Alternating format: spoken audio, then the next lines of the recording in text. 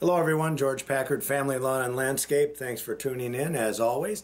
Today we're going to talk about some of the mistakes that I've made over the 20 plus years that I've worked in landscaping and lawn care, and some of the things that I thought would be very important to share with you guys so that hopefully you don't make some of the same mistakes that I've made over the years.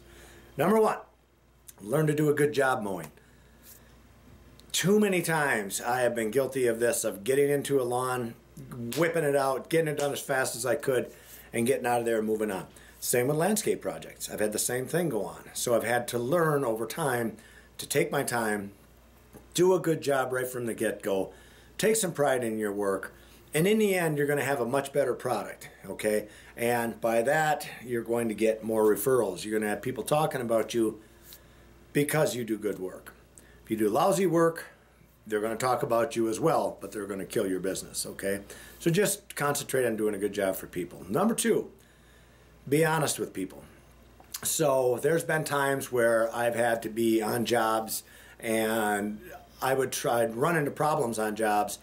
Say I was digging a base for a paver patio or something, and I ran across some old concrete down there that I couldn't get out, or some boulders or something. And I would just pave over the top of them. Well, what would happen over time is the frost would push that concrete and whatnot up, and it would move my pavers, okay? So what I should have done is been honest with them right from the beginning and said, look, this estimate's going to cost more money because I've got to get in here and I've got to excavate this. I found this thing down in there. It's a big old chunk of cement from an old foundation. It's underneath where the patio has to be. I need X amount of dollars more to pull this thing out of here, okay? So don't be afraid to do that, because I've had this happen. I've had it come back, my pavers moved, and I had to go back and redo the whole thing and tear it out anyway, and that cost me a ton more money, okay? So that being said, just be honest with people. Do maintenance regularly on your equipment. Another lesson I've learned. Every week we do maintenance on our mowers. Early on, again, I would neglect to do maintenance because I was so busy growing the business and doing other things that I would just let it go. Well, then you'd burn up mowers, you'd have all kinds of mechanical problems. You always had the mowers in the shop, your trimmers in the shop, because they're working on them to get them going because you neglected to keep them up to begin with. Excuse me, bit of a cold. So, that being said, do your maintenance on equipment regularly, okay? Learn how to market. Learn how to market. It is so important that you guys learn that, and you learn it right away. Any business has to market. Any business that's out there, any of these huge companies that you see, True Green or ChemLawn or Terminex or any of them, excuse me, they're all marketing and spending millions of dollars on marketing. You all market to a certain degree. You're all salesmen, okay? Learning marketing is only going to better you. It's only going to make you better so that you make more sales and more money, okay? The more you learn about marketing, the bigger you're going to become, the more money you're going to make, and the better life you're making for yourself, okay? That being said, learn to be a salesman. It goes hand in hand with marketing. So I know early on I was a horrible salesman. I couldn't go in and sell anything because I didn't study it and I didn't practice it. Now I actually practice. Like if I'm driving to a place and I already know what that estimate's going to be, if it's going to be excuse me, like retaining walls or a big paver patio or putting in a lawn, I already know what my schmeal is going to be when I'm putting together my quote. I know how I'm going to put all this together, and then when I present it to him, this is how I'm going to do it. So in my mind, I'm already going through what I'm going to say to this guy. So early on, I didn't do that. It was kind of fly by the seat of my pants type of thing and hope that I got the job, which was a terrible thing to do. So, and I didn't get a lot of work because I wasn't prepared. If you fail to prepare, you prepare to fail.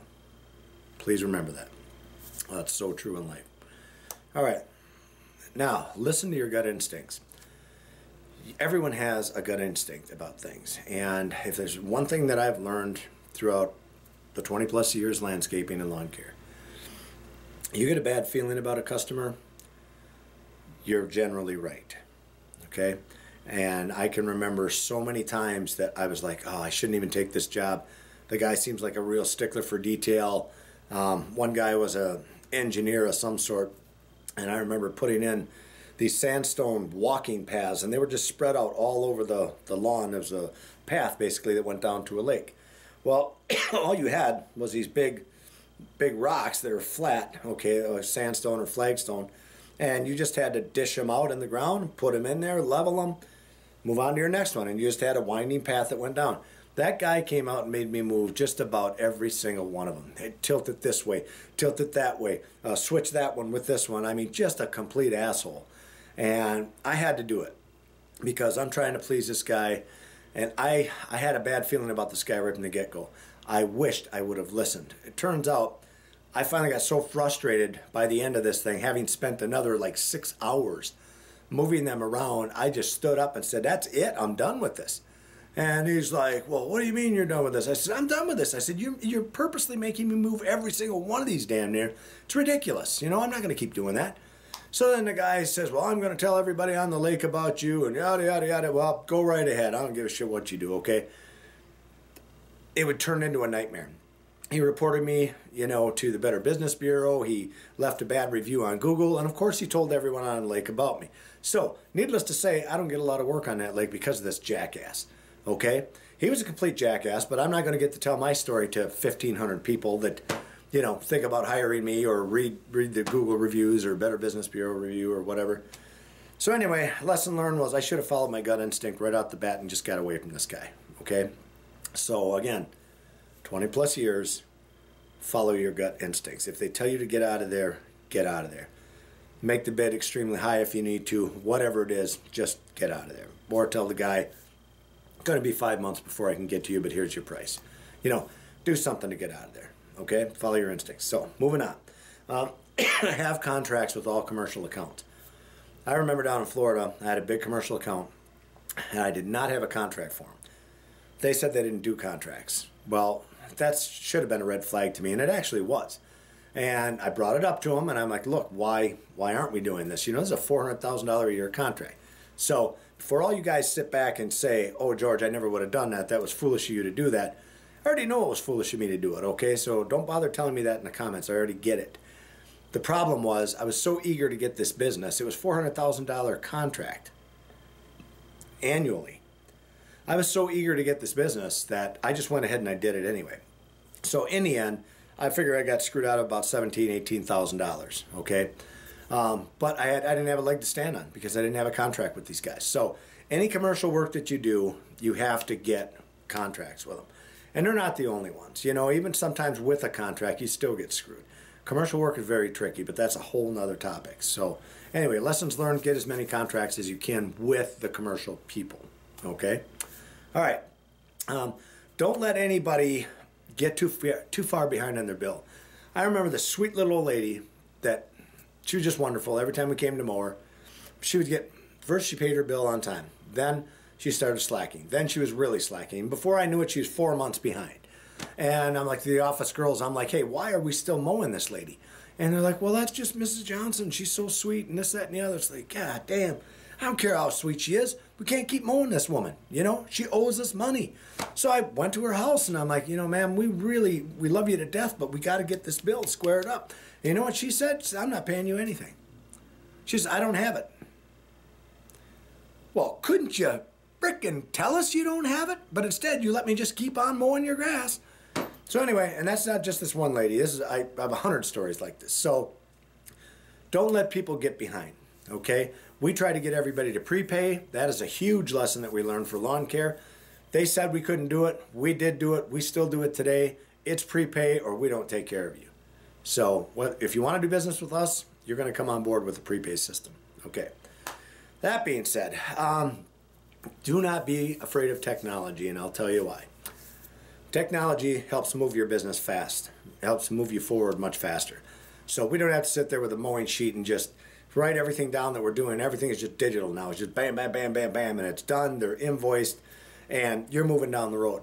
So by getting faster and more efficient, that helps you grow your business. Don't be scared of it. I know guys that are still scared of it, that still come home at the end of every week and they fill out these invoices and they handwrite them on, you know, your 3 copy sheets and they fold them up. They get a 44-cent stamp and they put it on that envelope and they put it in the mail and then they wait 2 weeks for their money to get there, and Jesus Christ, this goes on and on and on and on. That dude is in the Stone Age, okay? your competition is using technology to their advantage, and they're probably kicking your ass doing it. If you're not doing it, if you're not staying up on technology, then shame on you, because it's out there for you, and you need to be part of it. Okay? All right. Now, let's see. No handshake deals. Screw that. There are no handshake deals. This, yes, sir. Yep, we got a deal. You betcha. You know when we got a deal is when I get half down. That's when we got a deal. And I'm talking about landscape jobs.